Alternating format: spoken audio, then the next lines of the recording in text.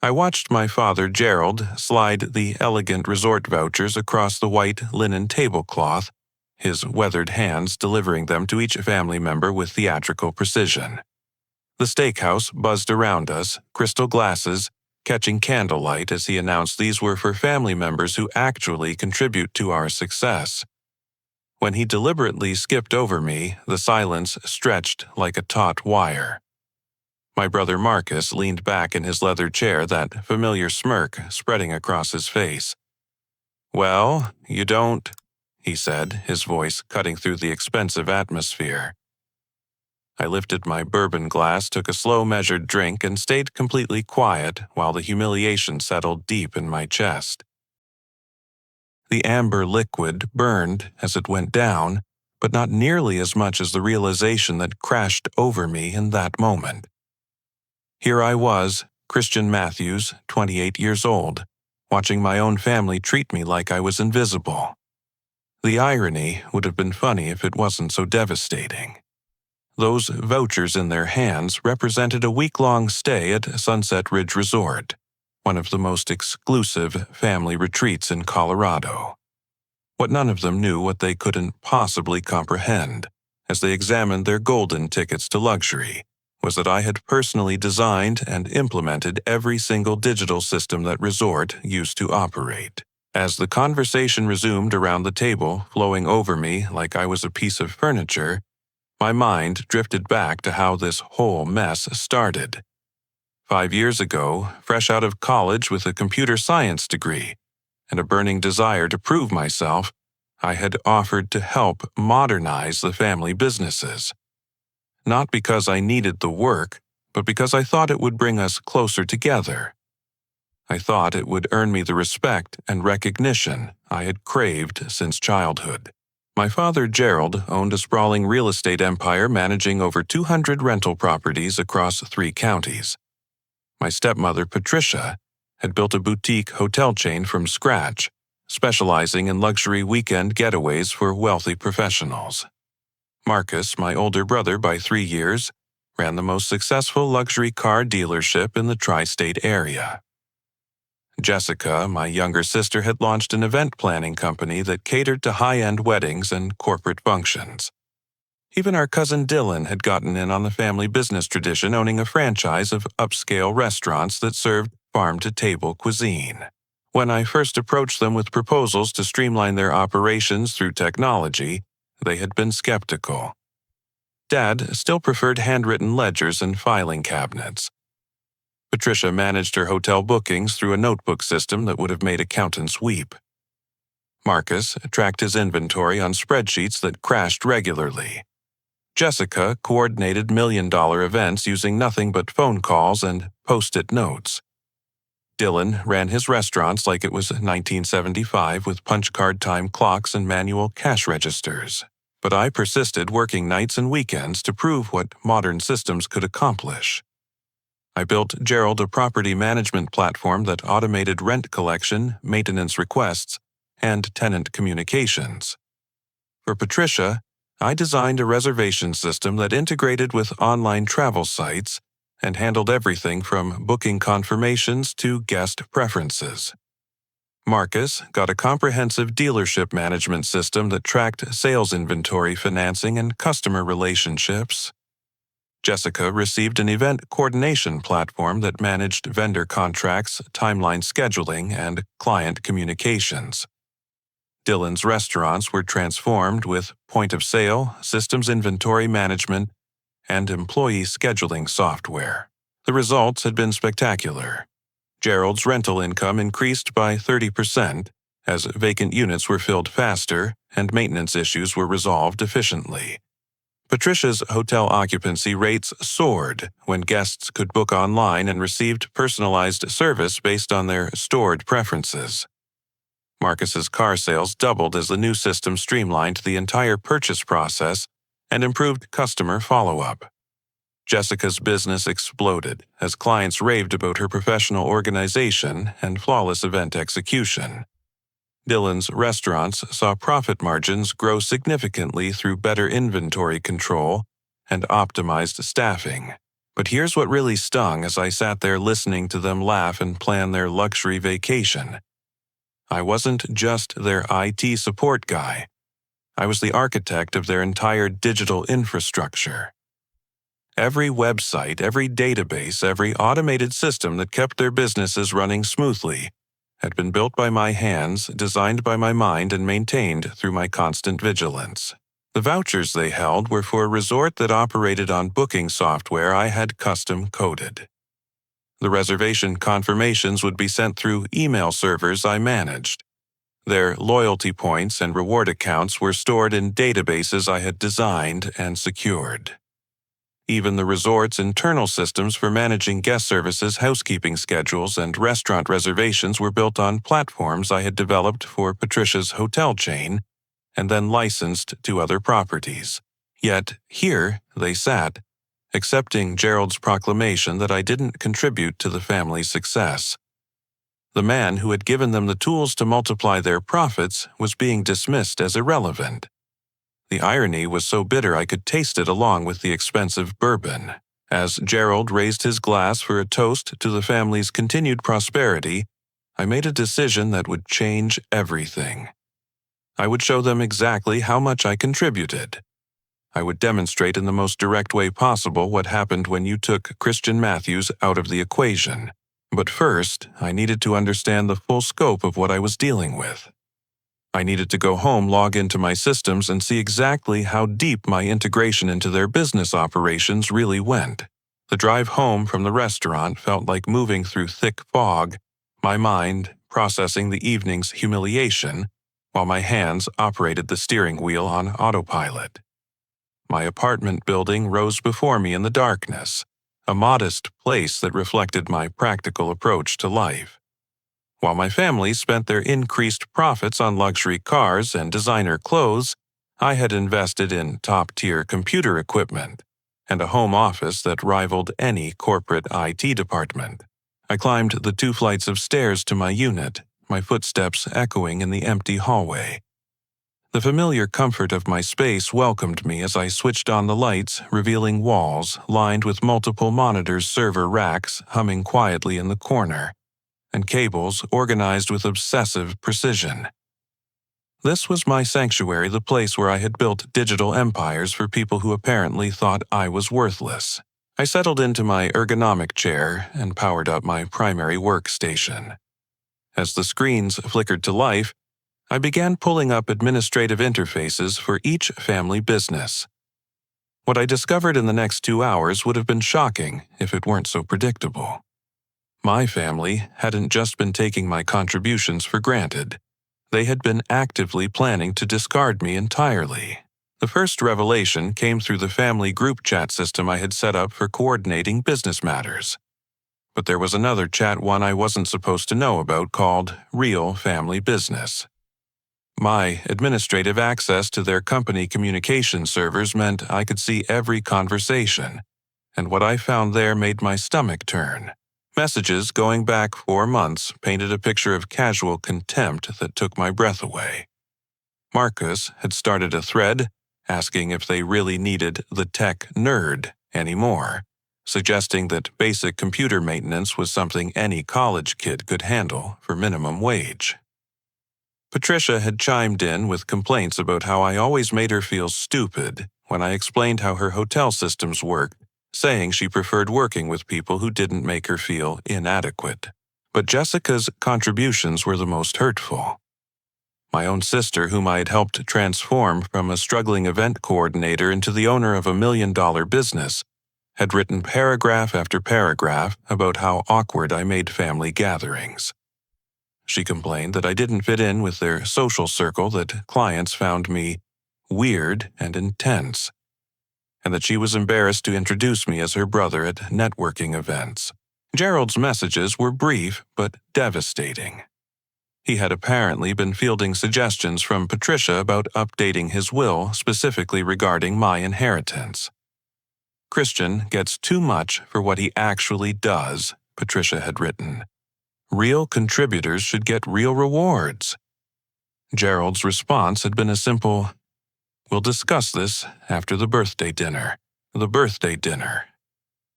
Tonight's humiliation hadn't been spontaneous cruelty. It had been a calculated message.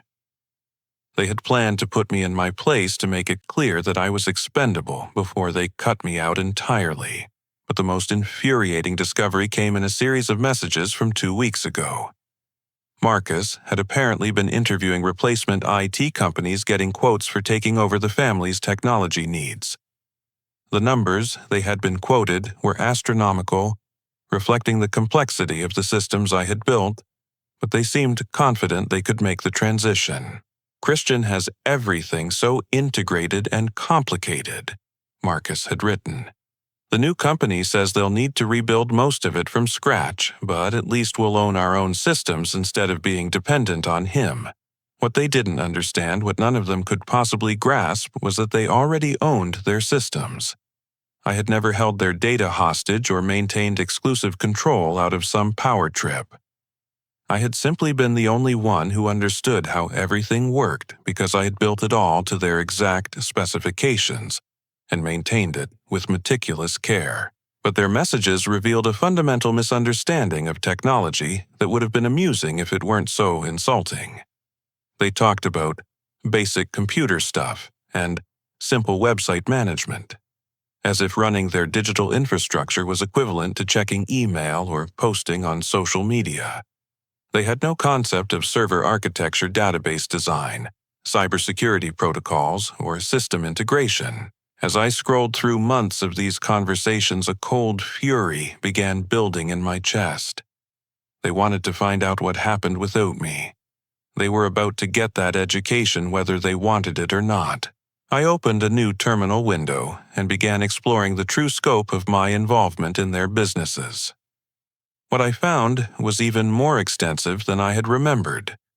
Over 5 years of gradual expansion, I had become the central nervous system of their entire family enterprise. Every email server they used was hosted on infrastructure I owned and managed. Their websites weren't just designed by me. They ran on web servers in my name using domain registrations tied to my personal accounts.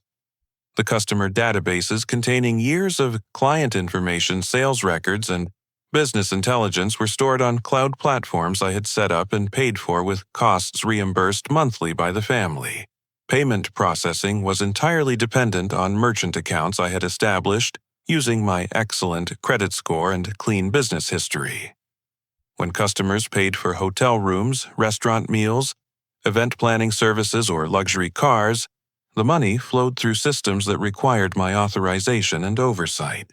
But it went deeper than just infrastructure. The custom software I had developed for each business wasn't generic off-the-shelf products they could replace easily. I had spent thousands of hours writing code specifically tailored to their unique needs, integrating systems in ways that maximized efficiency and profitability. Their inventory management, customer relationship management, financial reporting, and operational workflows were all built on platforms that existed nowhere else in the world. And then there were the licenses, subscriptions, and service agreements. Professional software that cost thousands of dollars annually, cloud storage services, cybersecurity platforms, backup systems, and monitoring tools. All tied to my personal accounts, all automatically charged to my credit cards with the understanding that I would be reimbursed promptly. The family group chat was still active with new messages appearing as they continued celebrating their resort vacation plans. I watched for a moment as they discussed spa appointments and golf tee times, completely oblivious to the storm that was about to engulf their comfortable world. It was time to show them exactly what Christian Matthews contributed to their success. It was time for them to learn what happened when you tried to cut the heart out of your own operation. As I dove deeper into my analysis, the full scope of my integration into their business operations became staggeringly clear. This wasn't a simple matter of providing technical support or maintaining a few websites. Over the past 5 years, I had gradually become the foundation upon which their entire commercial empire was built. The property management system I had created for Gerald wasn't just software.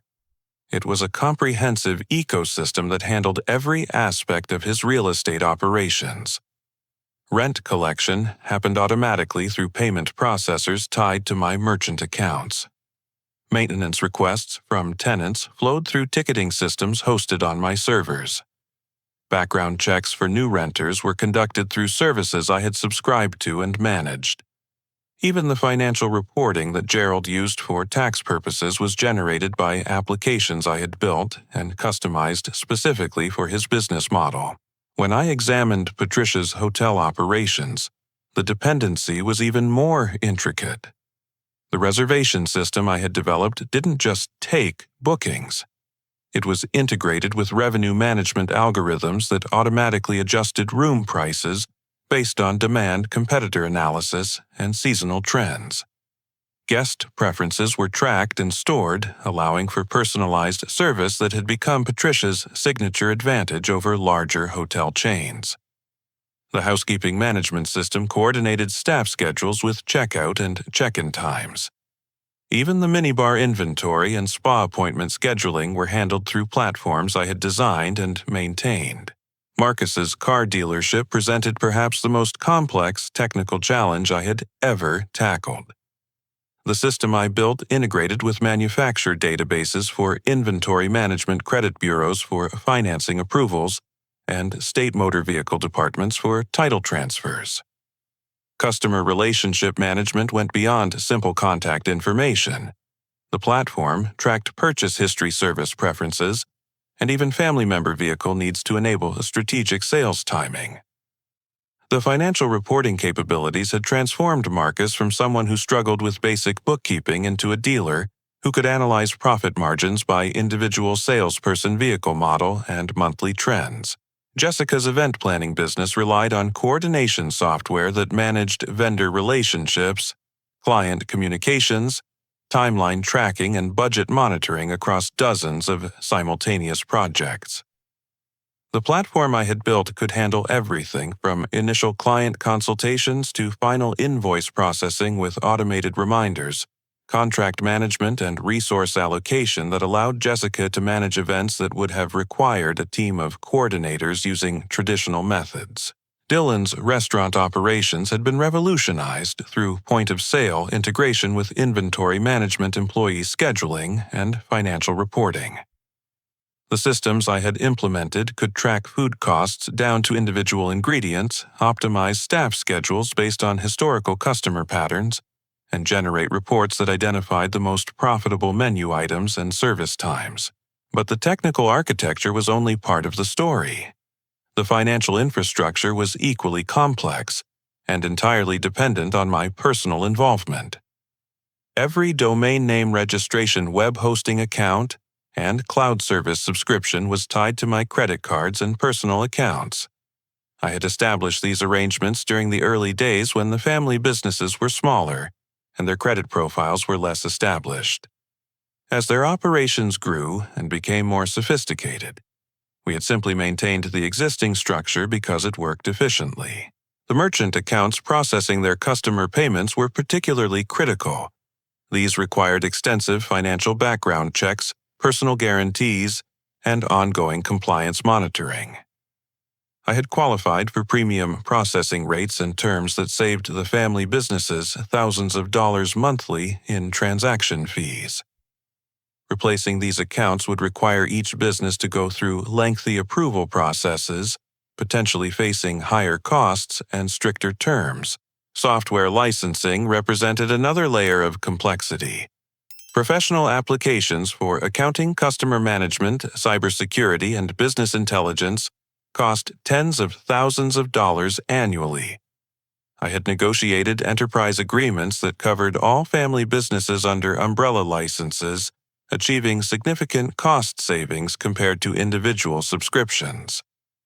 These agreements were tied to my personal business credentials and couldn't be simply transferred to other parties. The data itself was perhaps the most valuable asset they didn't understand they were risking. Years of customer information, sales trends, operational metrics, and business intelligence were stored in databases I had designed and secured. This information enabled strategic decision-making that had contributed significantly to their growth and profitability. Losing access to historical data would be like performing surgery on their businesses while blindfolded. Security was another dimension they hadn't considered. I had implemented comprehensive cybersecurity measures that protected their businesses from the constant threats facing online operations. Firewall configurations, intrusion detection systems, data backup protocols, and disaster recovery plans were all managed through systems I had designed and monitored continuously. Without proper security oversight, their businesses would be vulnerable to data breaches, ransomware attacks, and other threats that could destroy their reputations and expose them to significant legal liability. As I cataloged the interconnections and dependencies, I realized that attempting to replace me wouldn't just be expensive and time-consuming. It would be nearly impossible without significant business disruption. The systems I had built were too integrated, too customized, and too essential to their daily operations to be quickly replicated or replaced. But what truly shocked me was discovering how much money flowed through accounts and services tied to my personal credentials. Monthly charges for hosting software security services and technical support totaled over $8,000, all automatically charged to my credit cards with the expectation of family reimbursement. Some months when annual license renewals came due, or additional services were needed, the charges could exceed $15,000. I had been operating essentially as an unpaid business partner, providing not just technical expertise but also financial backing and personal guarantees for critical business infrastructure. Yet they saw me as an easily replaceable vendor who could be dismissed without consequence. The family group chat was still active with messages about packing for their resort trip and making dinner reservations. They had no idea that their celebration was about to become a crisis. They couldn't imagine that their comfortable assumptions about business operations were built on foundations that could be removed with a few keystrokes. It was time for a reality check that would reshape their understanding of what Christian Matthews actually contributed to their success. It was time for them to experience their businesses without the infrastructure they had taken for granted for 5 years.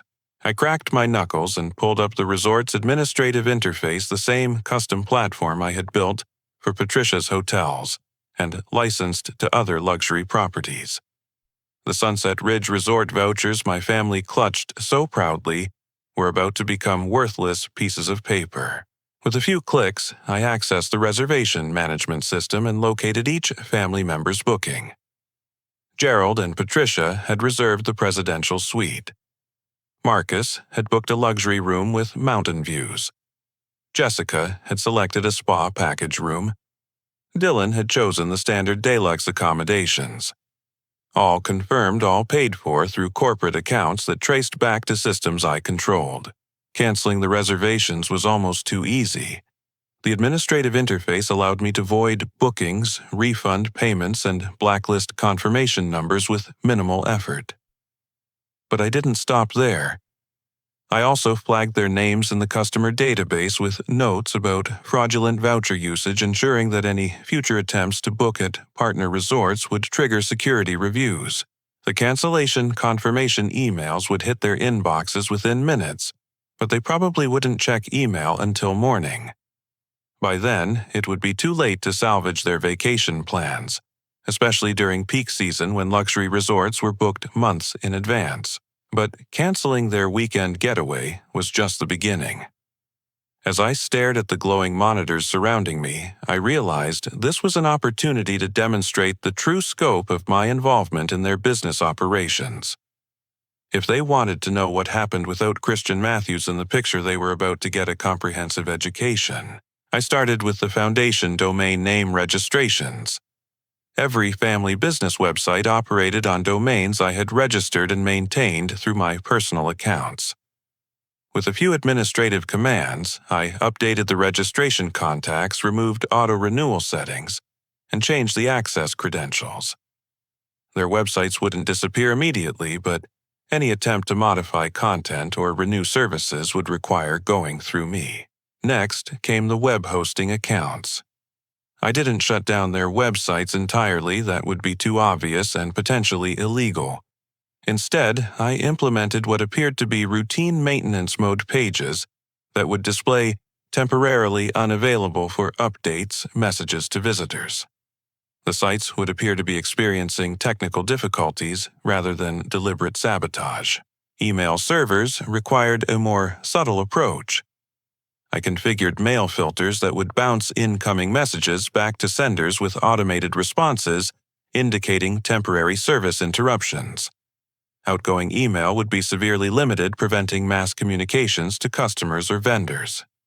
The email accounts wouldn't stop working completely, but they would become unreliable enough to cause significant business disruption. Customer databases were where I could inflict the most strategic damage.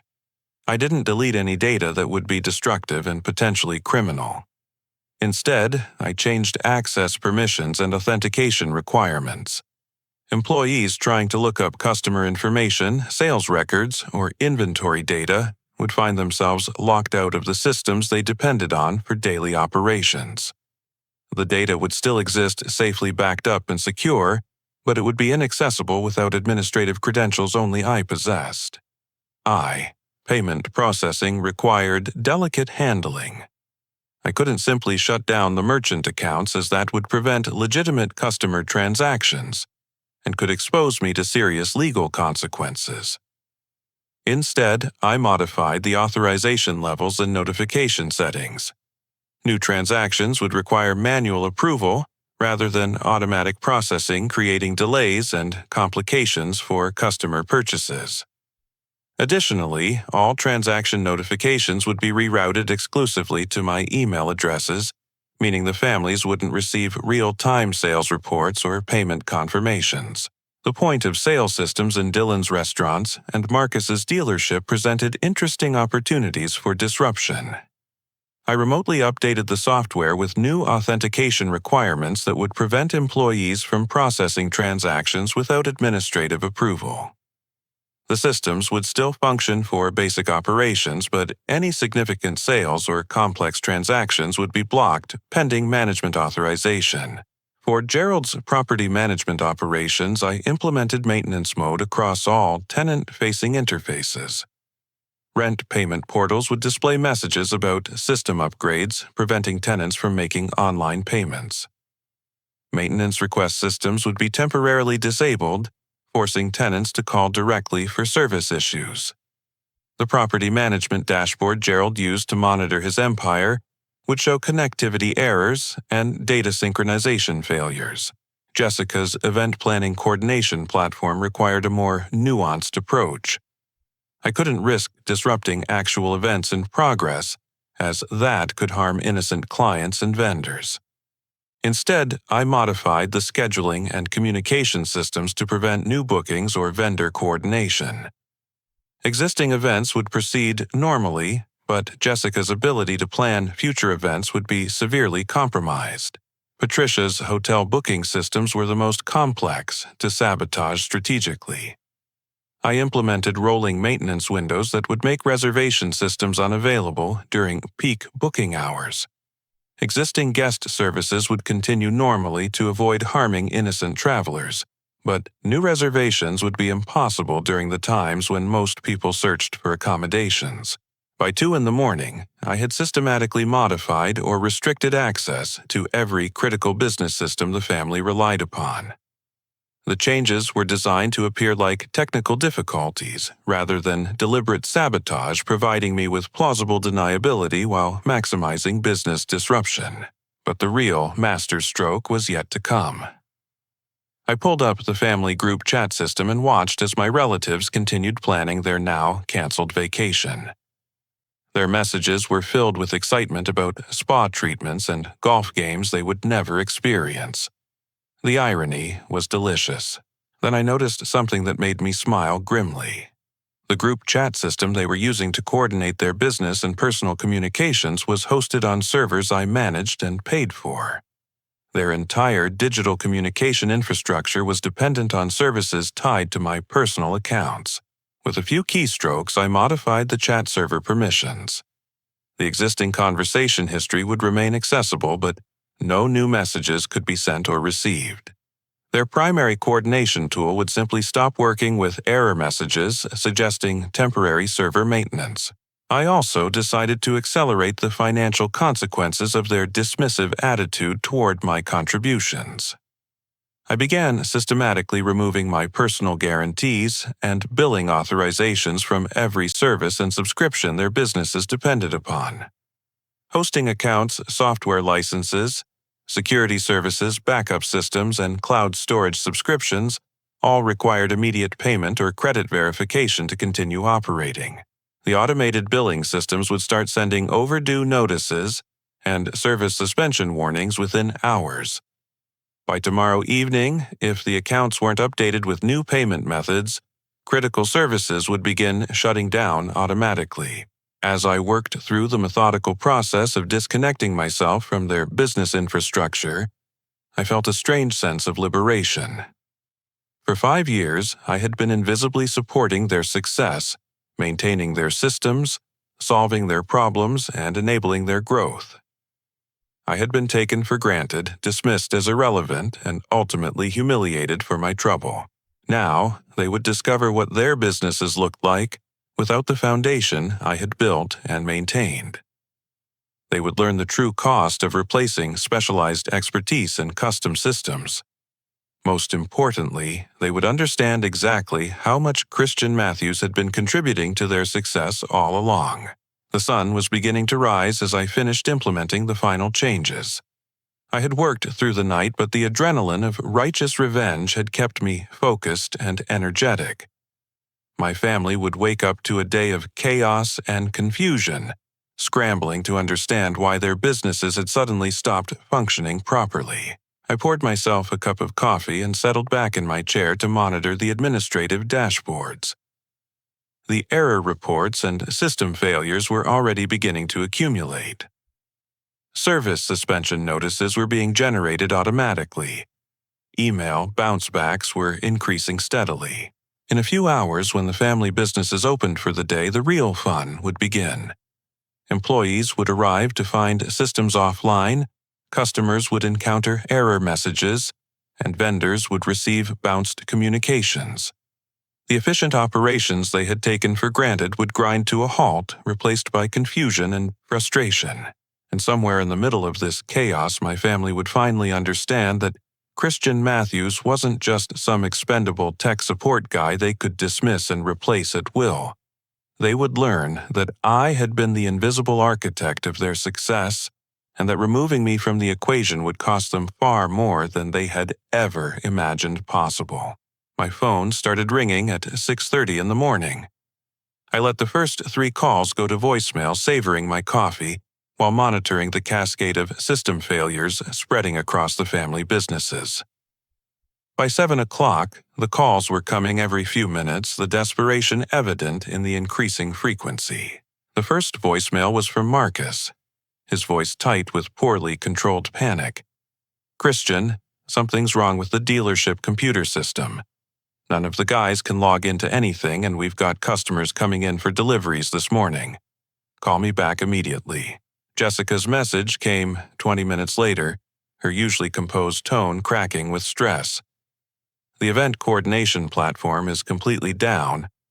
I have 3 weddings this weekend, and I can't access vendor contracts or timeline schedules. Please tell me this is just a temporary glitch." But it was Gerald's third message that truly captured the scope of the crisis. His voice, normally commanding and confident, carried an edge of confusion that I had never heard before. "Christian, I need you to call me back right now. Everything's broken. The rental payment system, the tenant database, the maintenance tracking. My property managers are calling saying they can't do anything. Fix this."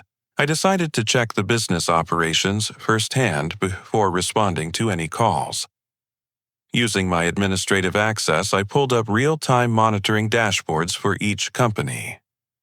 The results exceeded my expectations for chaos and disruption. Gerald's property management crisis was spreading exponentially.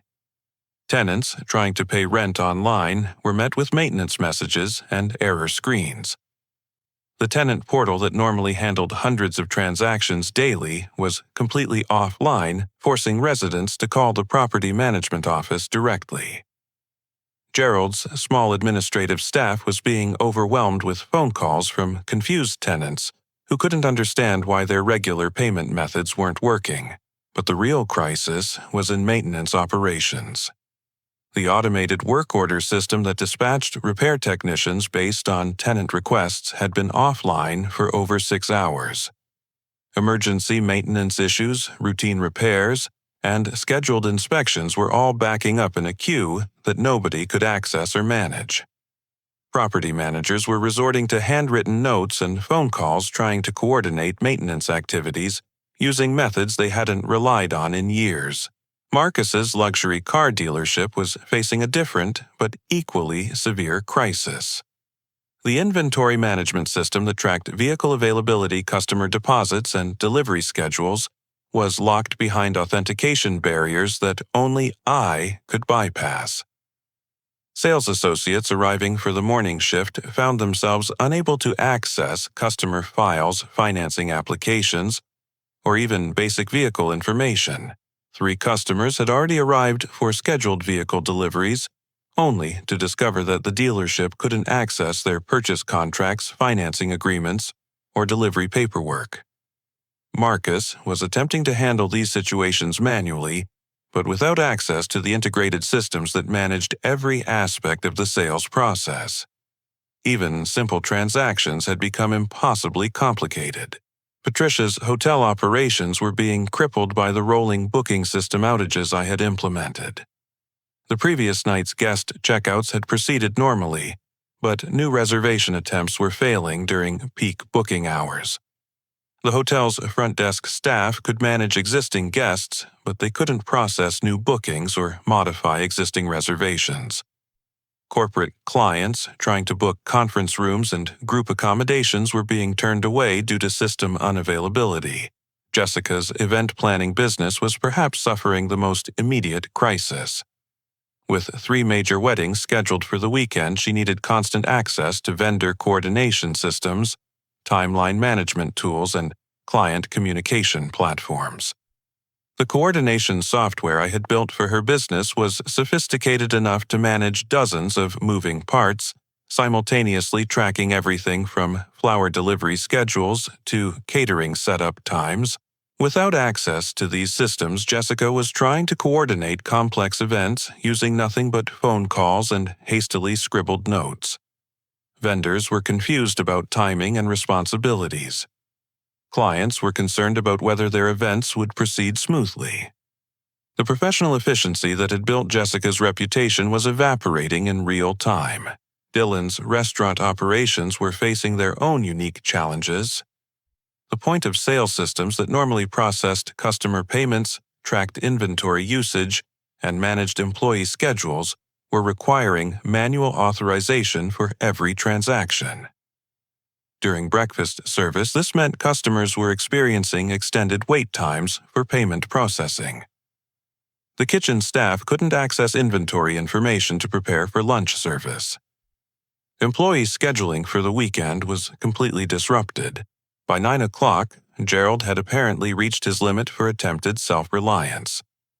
My monitoring system showed that he had hired Rapid Response IT Solutions, a premium emergency technical service company that charged $3,000 per day for urgent business system restoration. I watched with amusement as their technicians began attempting to diagnose the widespread system failures. Within 2 hours, I could see their remote access sessions trying to trace network connections, identify server configurations, and understand the architecture of the systems I had built. The rapid response team was competent, but they quickly discovered the scope of the challenge they faced. My custom-developed platforms weren't based on standard commercial software they could easily recognize and repair. The integration between different business systems was complex and proprietary. Most critically, the authentication and access control systems I had designed required specific credentials and authorization protocols that couldn't be bypassed through conventional technical methods. By noon, the situation had escalated further. Patricia had hired her own emergency IT consultant, Premium Business Systems Recovery, at $4,000 per day. Jessica had contracted with Digital Solutions Express for $2,500 daily. Even Dylan had brought in a local computer repair service at $800 per day. Multiple teams of expensive technicians were now crawling through the family's business systems trying to understand why everything had stopped working simultaneously. They discovered the common thread quickly enough. Every system was integrated with infrastructure controlled by a single administrator. But understanding the problem and solving it were entirely different challenges. The custom software I had developed over 5 years wasn't documented in ways that outside technicians could easily interpret. The database schema's API integrations and security protocols were unique to each business, but interconnected in ways that made isolated fixes impossible. Attempting to restore access to one system without understanding its dependencies on other systems would likely cause additional failures. By 2 p.m, I had received 37 phone calls and 42 voicemails from various family members and their hired technical consultants.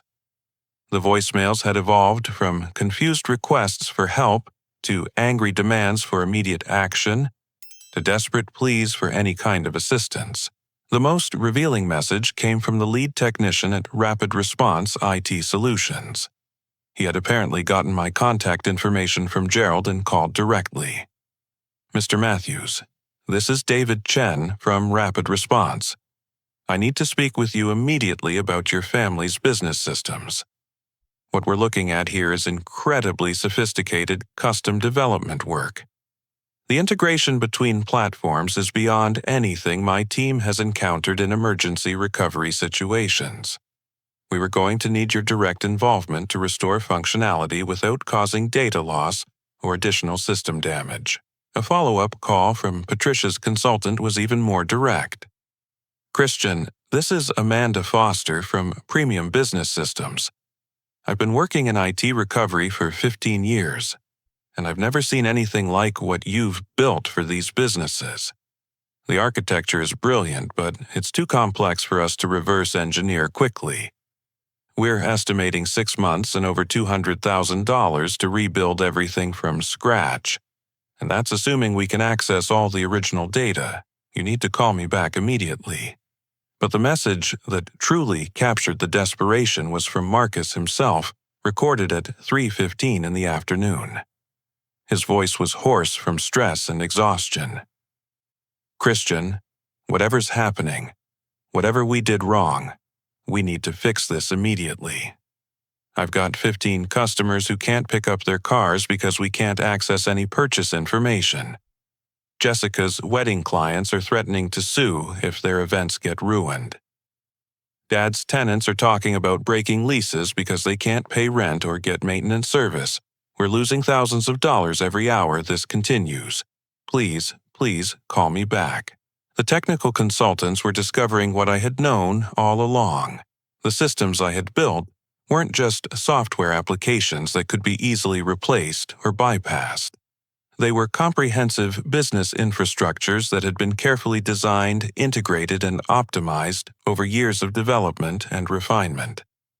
Attempting to replicate this work quickly was like trying to rebuild a symphony orchestra during the middle of a performance. As evening approached, the financial impact was becoming staggering. Gerald's property management company was facing potential lease violations and tenant lawsuits. Marcus's dealership was losing sales and damaging relationships with customers and manufacturers. Patricia's hotels were turning away bookings during their busiest season.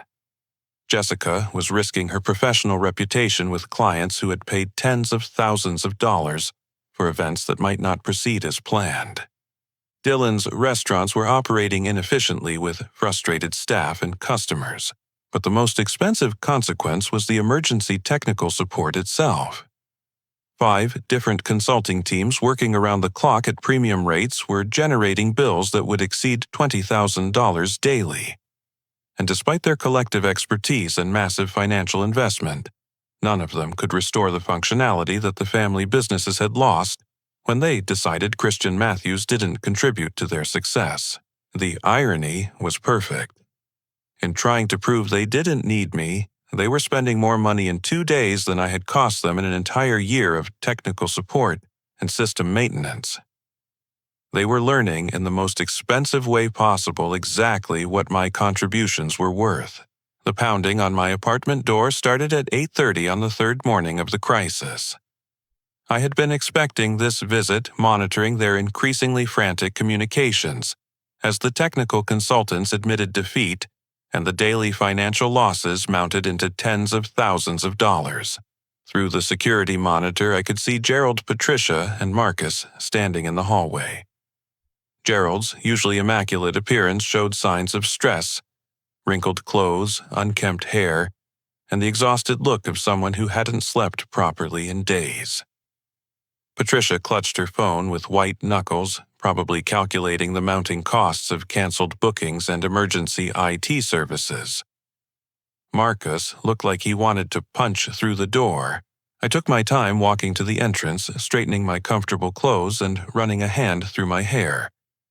When I opened the door, the contrast between their agitated states and my calm demeanor was immediately apparent. "We need to talk," Gerald said without preamble, his voice carrying the authoritative tone he used in business negotiations. But there was an undercurrent of desperation that undermined his attempt at control. "Good morning to you too," I replied, stepping aside to let them enter. "Please come in. Can I get anyone coffee?" They filed into my living room, their eyes immediately drawn to the array of monitors and technical equipment that filled one wall. For the first time, they were seeing the nerve center from which I had managed their digital empires for 5 years. Marcus couldn't contain himself any longer. "Christian, what the hell is going on? Everything's broken. We've spent over $60,000 on emergency IT consultants and none of them can fix anything. They all keep saying we need your involvement to restore the systems." I settled into my desk chair, swiveling to face them while they remained standing in obvious agitation. "I'm not sure I understand the problem, Marcus. At the birthday dinner, you made it very clear that I don't contribute to the family's success. I assumed you had everything under control." Patricia stepped forward, her carefully maintained composure cracking. "Christian, this isn't the time for games. My hotels have lost over $40,000 in bookings this week. The technical consultants are telling me that rebuilding our reservation systems could take 6 months and cost $250,000. We need you to fix whatever's gone wrong with our computer systems." "Nothing's gone wrong with your computer systems," I replied calmly. "They're working exactly as designed. The issue is that you no longer have authorized access to systems that require my personal credentials and administrative oversight." Gerald's face was reddening with a combination of frustration and dawning understanding. "What are you talking about?" "Those are our business systems. We own them." I couldn't help but smile at his fundamental misunderstanding. "Actually, you don't own them, Dad. You own the data and you own the businesses that use the systems.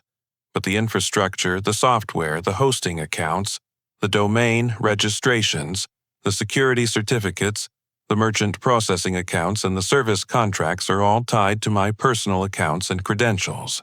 "That's ridiculous," Marcus snapped. "Why would everything be set up that way? Because 5 years ago, when I offered to help modernize your businesses, none of you had the technical knowledge, credit history, or business relationships necessary to establish enterprise-level IT infrastructure," I explained patiently. "I used my credentials, my credit, and my expertise to build systems that transformed your small operations into major commercial enterprises." I stood up and walked to my main workstation, pulling up a financial spreadsheet I had prepared for this moment. "Since we're all here, let me show you something interesting. Over the past 5 years, I've paid for hosting services, software licenses, security platforms, backup systems, and technical support subscriptions, totaling over $320,000. That's money that came out of my personal accounts to keep your businesses running. Patricia's face went pale as she processed the number. But we reimburse you for those expenses. Sometimes, I corrected. When you remember and when it's convenient. I've got records showing that you're currently $47,000 behind on reimbursements for the past 18 months. But that's not the real issue. I turned back to face them, my voice growing harder. The real issue is that you decided I was expendable. You concluded that my contributions weren't valuable enough to warrant basic respect, let alone inclusion in family celebrations. So, I decided to show you exactly what your businesses look like without those contributions. Gerald was beginning to understand the scope of his miscalculation. Christian, if this is about the birthday dinner, we can discuss that. But you can't hold our livelihoods hostage over a misunderstanding. A misunderstanding. I let out a bitter laugh. Dad, I found your hidden group chat. I've read every message where you discuss cutting me out of the will, where Marcus calls me the tech nerd, where Jessica complains about being embarrassed by me, where Patricia suggests I get paid too much for basic computer stuff. The silence that followed was deafening. They had been caught red-handed, their casual cruelty exposed in detail. I know about the replacement IT companies you've been interviewing Marcus. I know about the plans to transition away from my services. I know Patricia has been pushing Dad to minimize my inheritance because I supposedly don't contribute enough to deserve it. Marcus's attempt at defiance crumbled. We were just exploring options. That doesn't mean we wanted to cut you out completely. No.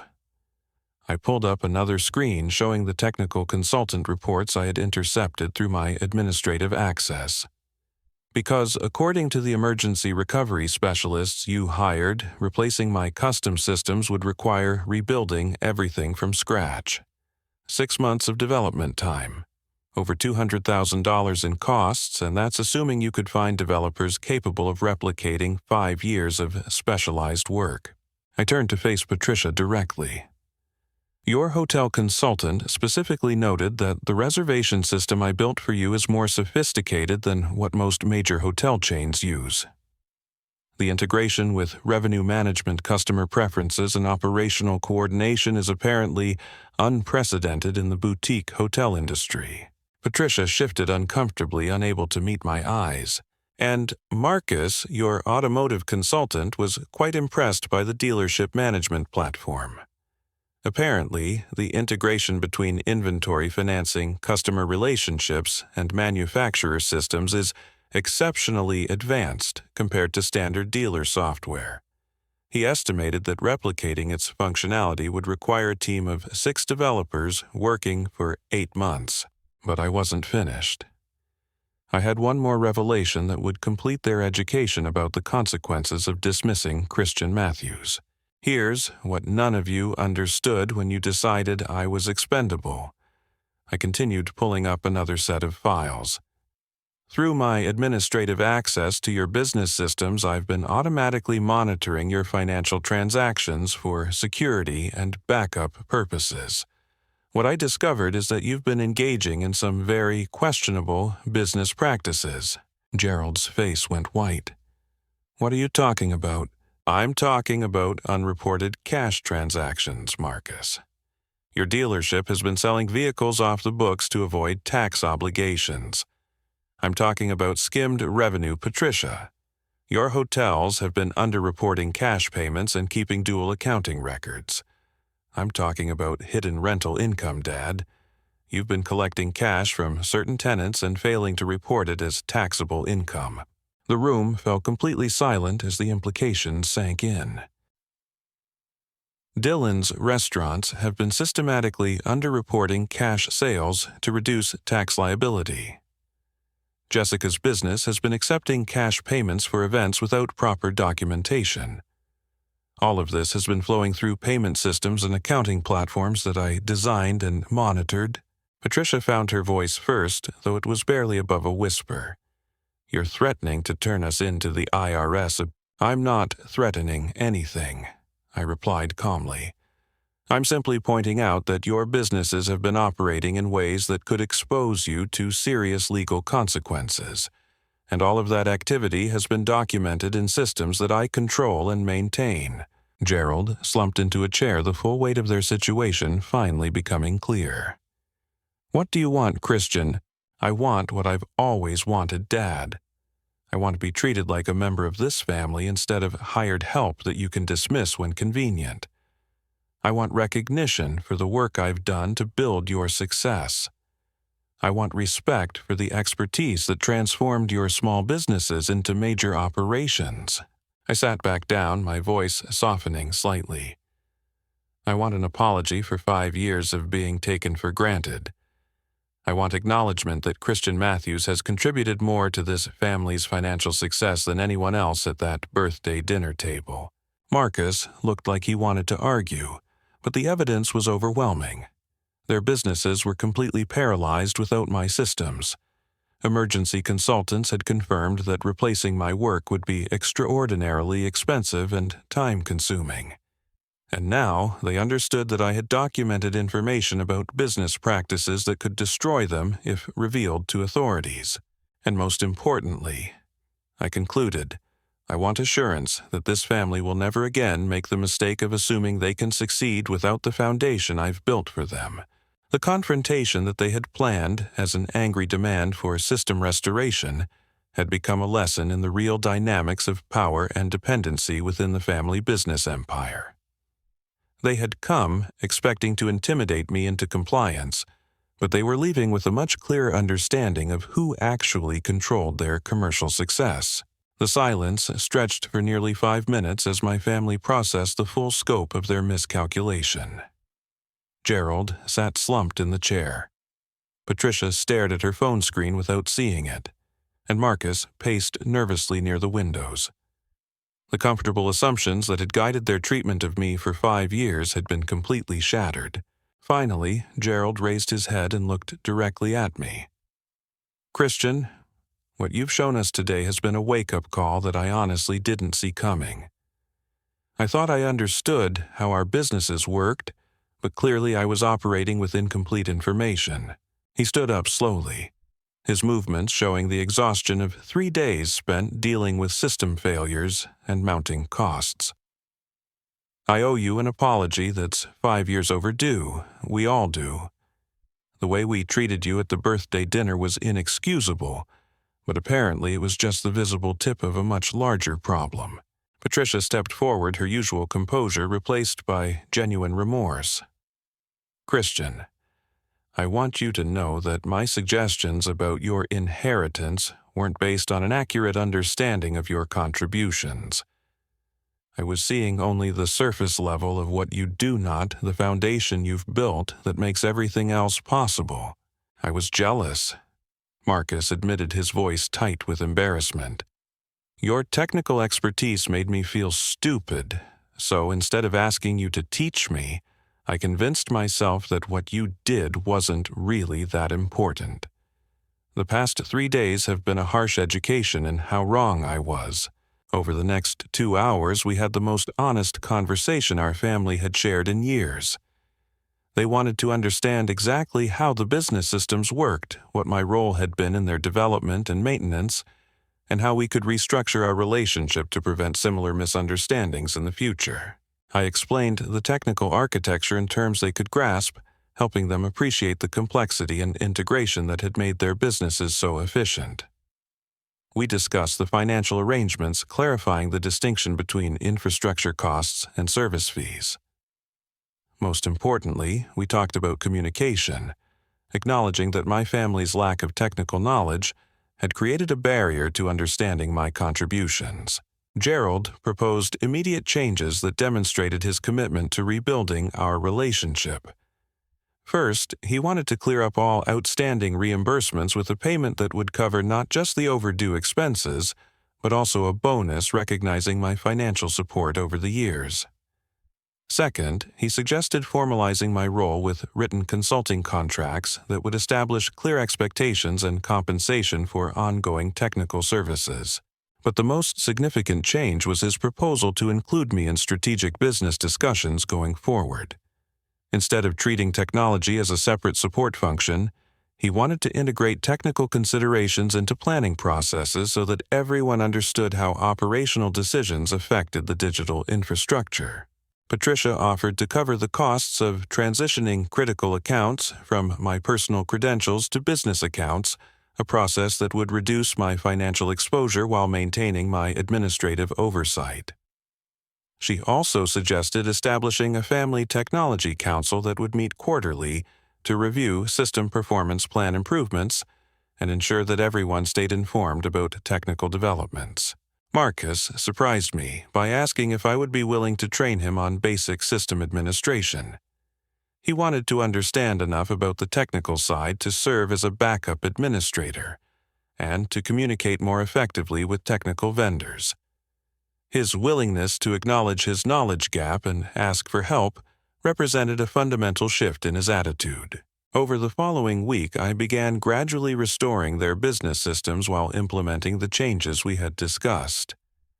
The process was methodical and educational.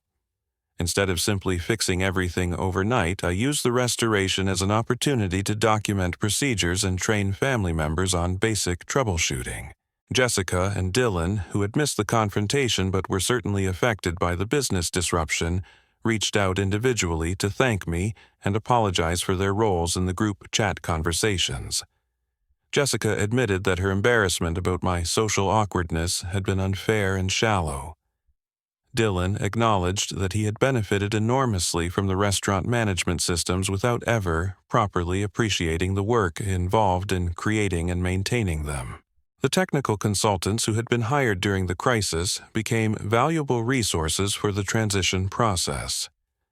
Instead of trying to replace my systems, they worked under my direction to improve documentation, implement additional security measures, and establish backup procedures. Their professional assessment of my work provided objective validation that helped the family understand the sophistication and value of what I had built. 3 months after the birthday dinner crisis, we held a follow-up family meeting to review the changes and plan for the future. The transformation in family dynamics was remarkable. Technical discussions were now routine parts of business planning. Everyone had basic understanding of how their operations depended on digital systems. Most importantly, I was included as an equal participant in family business decisions. Gerald presented me with a formal partnership agreement that recognized my contributions with equity stakes in each family business. The legal documentation established my rights and responsibilities while providing financial security that reflected my actual value to their operations. The partnership structure also included provisions for expanding my role in strategic planning and business development. But the most meaningful change wasn't financial or legal. It was personal. For the first time since childhood, I felt like I truly belonged in my family. The respect and recognition I had craved for years was finally genuine, based on clear understanding rather than polite obligation. 6 months later, the family business retreat that had originally excluded me became a celebration of our restructured relationships. We returned to Sunset Ridge Resort, but this time I was there as an honored partner rather than an invisible support person. The conversations during our mountain getaway focused on future growth opportunities and collaborative projects that would leverage our combined expertise. The crisis that began with a humiliating public dismissal had ultimately taught us all valuable lessons about the importance of recognizing and appreciating the contributions of others. My family learned that expertise comes in many forms, and that dismissing someone's value can have serious consequences. I learned that standing up for myself was sometimes necessary to earn the respect I deserved. Looking back on the experience, I realized that the most important outcome wasn't the financial recognition or the formal business partnerships, though those were certainly gratifying. The real victory was establishing relationships based on mutual understanding and genuine respect. The family I had always wanted to be part of had finally become a reality. The technical systems that had been the source of so much conflict became symbols of our collaboration. Every successful transaction, every satisfied customer, and every operational improvement served as a reminder that we were stronger together than any of us could be alone. As I tell this story, I often think about the lesson that emerged from those difficult days. Sometimes people don't appreciate what they have until they lose it. Sometimes the most valuable contributions are the ones that remain invisible until they disappear. And sometimes the only way to earn respect is to demand it by demonstrating exactly what life would be like without you. The birthday dinner that was meant to put me in my place instead became the catalyst for putting our family relationships on a foundation of honesty and mutual appreciation. The vouchers that symbolized my exclusion from family success became the first step toward genuine inclusion in family partnership. Have you ever been in a situation where your contributions were overlooked or undervalued by people who should have known better? I'd love to hear your thoughts in the comments about how you handled being taken for granted and what you learned from standing up for yourself. If this story resonated with you, please give it a like and subscribe for more real-life stories about family dynamics, workplace relationships, and finding the courage to demand the respect you deserve. Share this with someone who might need the reminder that their contributions matter even when others fail to recognize them. Thanks for listening, and remember that sometimes the most powerful thing you can do is show people exactly what they stand to lose when they take you for granted.